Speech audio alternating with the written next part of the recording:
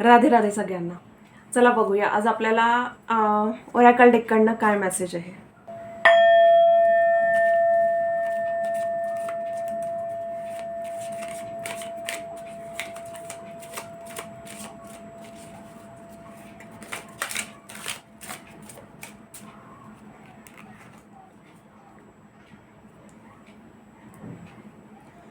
Follow the white rabbit.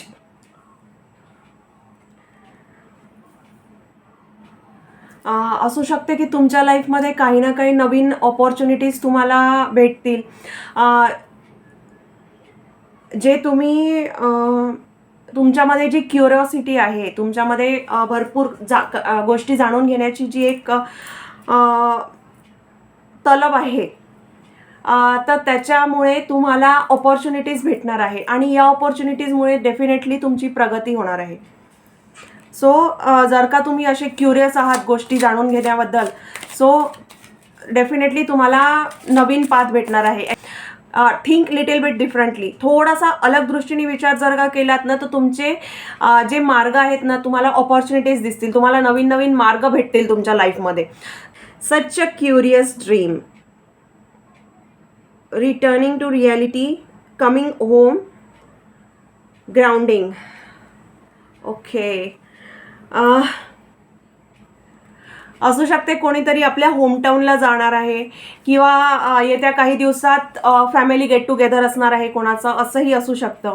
किंवा असंही असू शकतं की तुम्ही तुमच्या फ्रेंड सर्कलमध्ये गेट टुगेदर असेल. कमिंग होमचा मेसेज आहे कारण. सो असं असं ही पण पॉसिबिलिटी आहे ना. जी रियालिटी आहे ती तुमच्या या सगळ्या गोष्टींमुळे जी रियालिटी आहे ना, ती तुमच्या समोर येणार आहे. किंवा कोणीतरी बाहेरगावावरून वापस येणार आहे आणि मग त्यांच्यासमोर काय रियालिटी आहे, अरे यार आता फिरून आला, आता परत झालं रुटीन चालू, अशी कंडिशन होणार आहे. ओके, ग्राउंडिंगसाठी ग्राउंडिंगची आवश्यकता आहे. ग्राउंडिंग म्हणजे कसं की दिवसातून काही काळ तरी तुम्ही नेचरच्या सानिध्यात घालवा. मग ते वॉकिंगमध्ये असो किंवा झाडांना पाणी घालणं असो, तर या सगळ्या गोष्टी जेव्हा तुम्ही करता ना, तर त्याचा खूप चांगला इफेक्ट, चांगला रिझल्ट तुमच्या लाईफमध्ये तुम्हाला दिसून येईल. सो ग्राउंडिंग करा. मून वॉक करत जा. मी पहिले पण बरेचदा सांगितलेलं आहे की मून वॉक करत जा. सो या गोष्टीचा आहे ना रिझल्ट तुम्हाला जेव्हा भेटतो ना, तर तो खूप चांगला भेटतो. त्याचे पॉझिटिव्ह रिझल्ट्स पण तुम्हाला भेटणारच आहे. डेफिनेटली तुम्ही जर का रेग्युलर बेसिसवर या गोष्टी केल्या तर त्याचे रिझल्ट्स तुम्हाला भेटणारच आहे. कारण कसं आहे, कुठलं पण तुम्ही मंत्र जप करा, राउंडिंग कराल किंवा मून वॉक कराल आणि कंटिन्युएशनमध्ये ज्या गोष्टी असतात, तर त्याचा रिझल्ट तुम्हाला कमीत कमी त्याचा रिझल्ट दिसायला तुम्हाला 15 दिवस जाऊ द्यावे लागतात. कमीत कमी 15 दिवस जाऊ द्यावे लागतात. त्याचा एक्झॅक्ट म्हणजे दिसण्यासारखा रिझल्ट जो असतो तो दिसण्याकरिता तुम्हाला 15 दिवस जाऊ द्यावे लागतात आणि मग नंतर मग तुम्हाला रिझल्ट दिसतो. म्हणजे जे मी सोपही प्रोव्हाइड करते, तर त्याचं ड्युरेशन असते की 21 डेज, 1 मंथ किंवा 43 डेज किंवा 3 मंथ, अशा हे ड्युरेशन्स असतात. आणि हे ड्युरेशन कंप्लीट झाल्यावर तर तुम्हाला दिसण्यासारखे रिझल्ट दिसतात. म्हणजे माझंच मी सांगते की माझ्या घरी जेव्हा आम्ही सोप यूज करायला चालू केलं, तर आम्हाला रिझल्टसुद्धा 21 डेजच्या नंतर दिसले. बट ते रिझल्ट जेव्हा दिसले, जेव्हा ते लक्षात आले, त्यावेळेस अनइमॅजिनरी रिझल्ट होते ते. म्हणजे आम्ही कधी असं विचारही नव्हता केला, की असं वाटलं की एक्सपेरिमेंट करून बघायचं म्हणून. जसं मी पहिले पण म्हटलेलं आहे की बाप दाखव नाही तर श्राद्ध कर, या गोष्टीवर माझा विश्वास आहे. तर की मला प्रूफ पाहिजे होतं की खरंच ही गोष्ट पॉसिबल आहे की नाही आहे. तो म्हणून मग मी ते करून बघितलं आणि त्याचा रिझल्ट आम्हाला 21 डेजमध्येच भेटला. ब्रासलेटचाही आम्ही सांगतो की ब्रासलेटचाही रिझल्ट तुम्हाला 15 डेजच्या नंतरच भेटणार आहे. चला बघूया आपल्याला एंजल्सकडनं काय मेसेज आहे.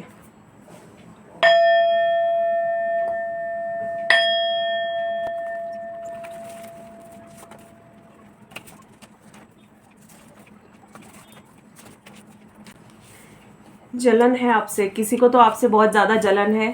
सो गाईज, अशा लोकांपासून थोडंसं अवेअर राहत जा, कारण पुढेपणामध्ये कोणी काहीही करू शकतं. जर का कोणी तुमच्यावर जलस फील करत आहे, जर का कोणाला तुमच्यावर जलन आहे कुठल्याही गोष्टीसाठी, तर लोक काहीही करू शकतात, तुम्हाला माहिती असो अथवा नसो.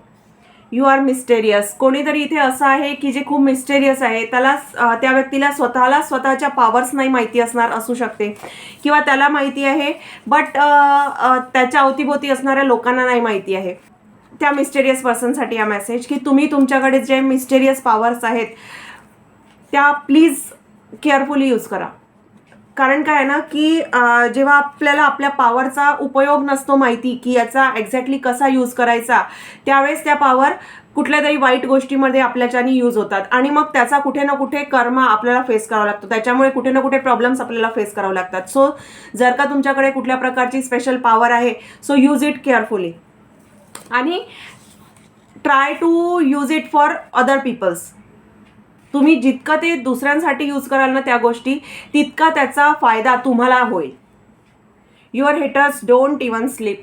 तुमचं जे काही प्रगती होत आहे, ज्याही प्रकारे प्रगती होत आहे, किंवा ज्याही प्रकारे म्हणण्यापेक्षा ज्याही प्रकारची तुमची प्रगती होत आहे, कोणाची तरी एज्युकेशनमध्ये ग्रोथ होत असेल चांगली, किंवा कोणाचं तरी स्पिरिच्युअल ग्रोथ होत असेल, कोणाची फायनान्शियल ग्रोथ होत असेल, तर लोकांना तुमची प्रगती पाहून झोप नाही येत आहे.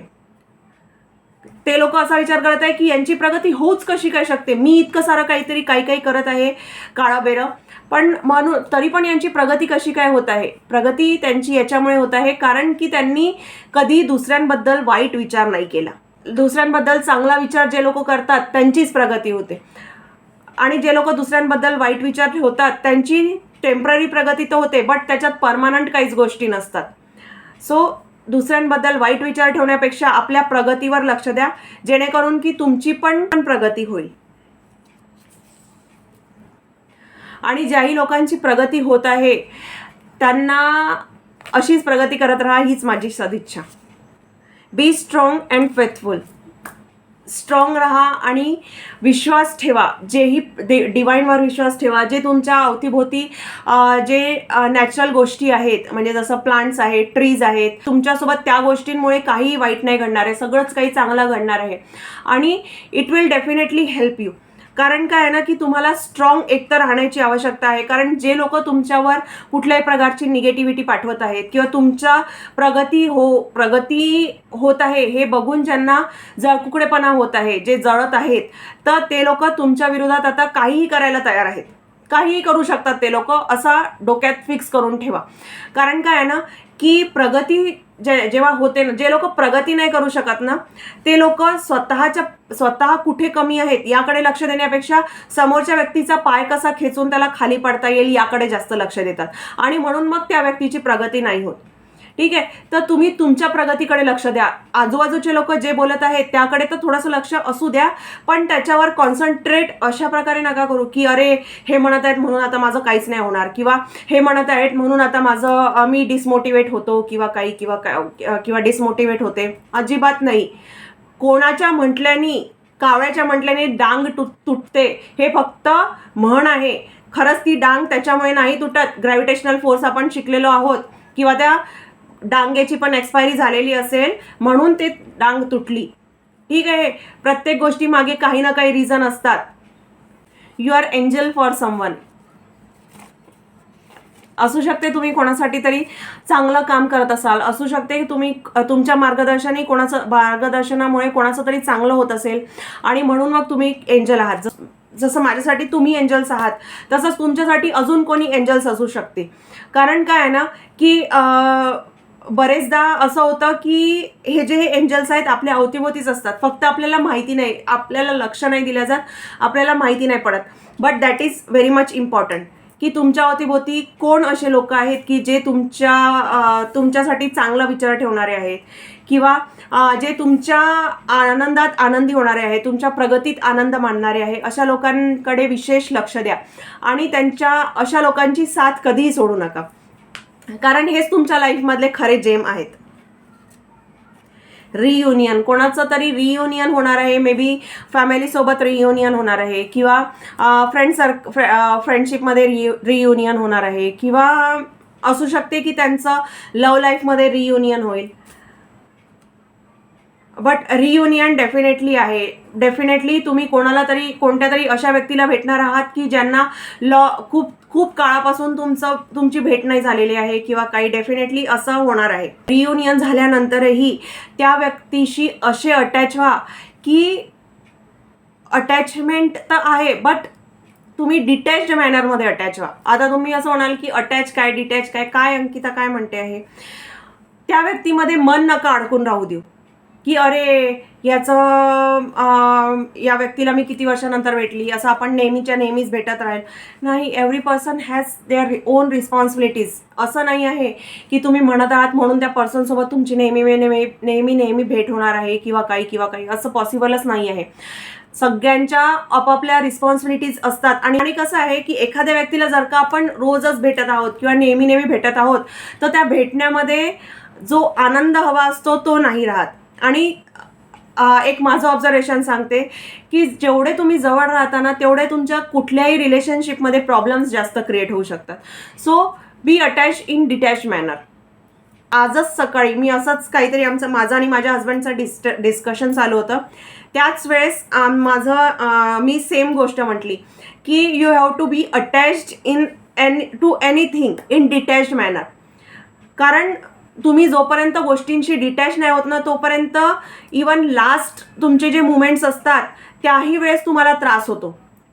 तुमचा जेव्हा बॉडीमधून आपण म्हणतो सोल बाहेर निघतो तर तो सोल असतो ना तो सोल बाहेर निघायला पण त्रास होतो कारण तुमचं मन अडकलेलं राहतं गोष्टींमध्ये.